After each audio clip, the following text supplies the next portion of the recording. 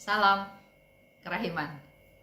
Hari ini saya mau ajak Bapak Ibu untuk baca dari nomor 270. Nasihat dari Pastor Sopocko tentang kerendahan hati, penderitaan, dan kesabaran. Jadi memang dua pastor yang sangat dekat dengan kehidupan Suster Faustina itu ada Pastor Sopocko dan Pastor Andras. Tapi melalui buku Diary Faustina kita tahu Pastor Sopocko itulah yang dipilih Tuhan, yang diberikan oleh Yesus kepada Suster Faustina untuk menjadi bapa pengakuannya, untuk menjadi pembimbing rohaninya. Bahkan Suster Faustina diberi penampakan muka dari Pastor Sopocko ini 2 kali sebelum dia bertemu langsung dengan Pastor Sopocko di Vilnius, Lithuania.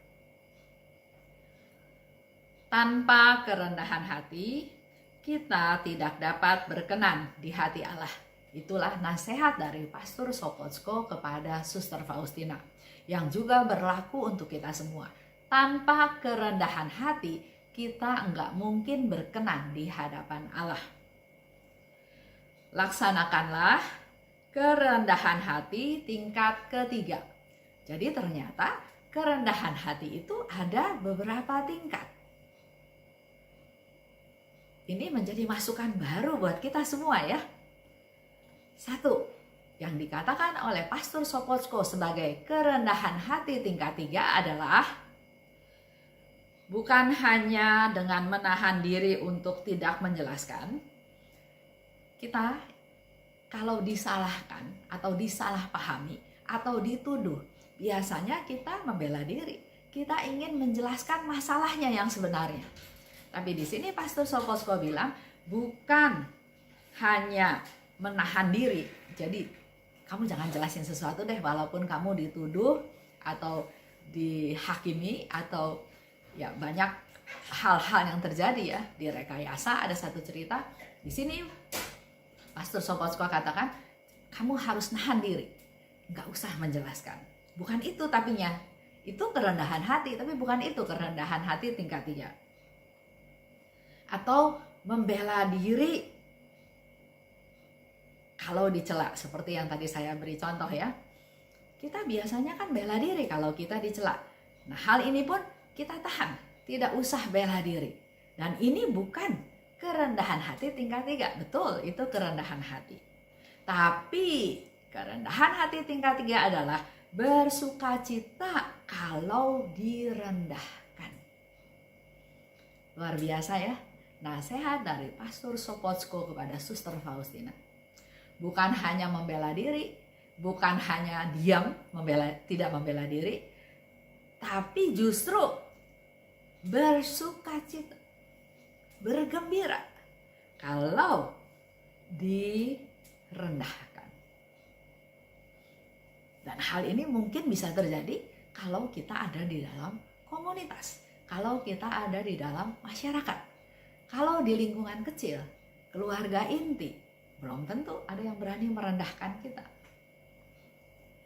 Keluarga lebih besar, mungkin juga mereka lebih saling respect, saling menghormati, tidak ingin menyinggung perasaan orang lain. Tidak terjadi. Tapi kalau kita buka diri, kita keluar dari zona nyaman kita ketemu dengan orang-orang yang mungkin nggak suka sama kita. Dia merendahkan kita. Tapi pada saat kita direndahkan, bersukacita. Itulah kerendahan hati tingkat 3.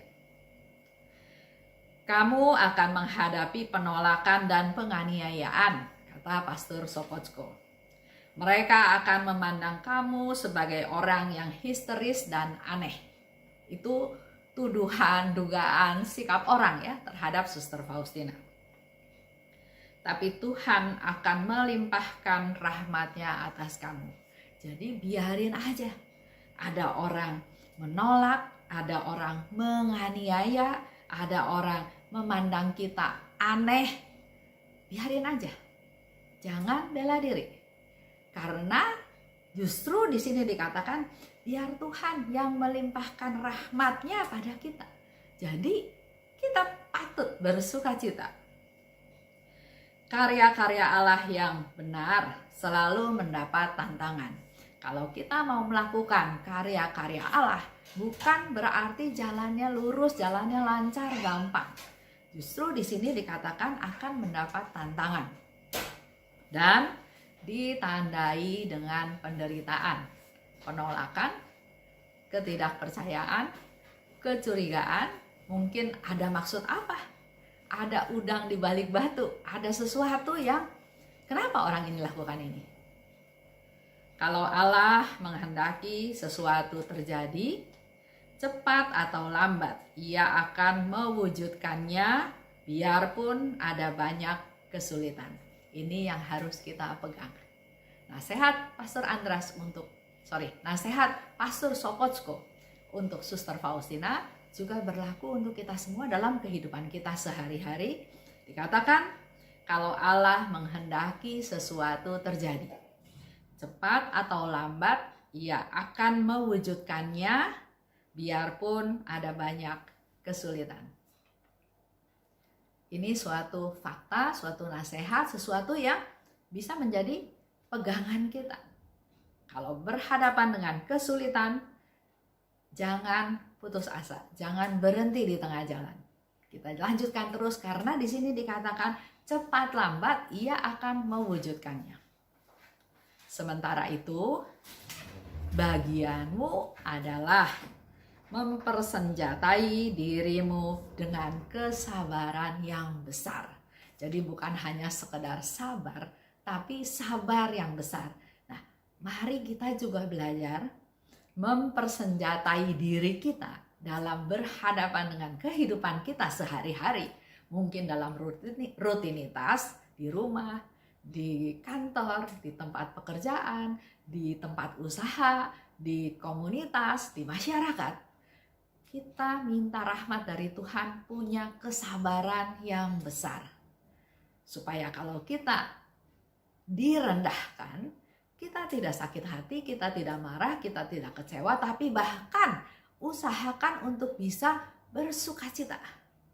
Karena Tuhan sendiri yang akan melimpahkan rahmat-rahmatnya pada kita. Jadi gampangnya kita direndahkan, Tuhan kasih kita rahmat. Luar biasa. Itu aja untuk hari ini. Salam kerahiman.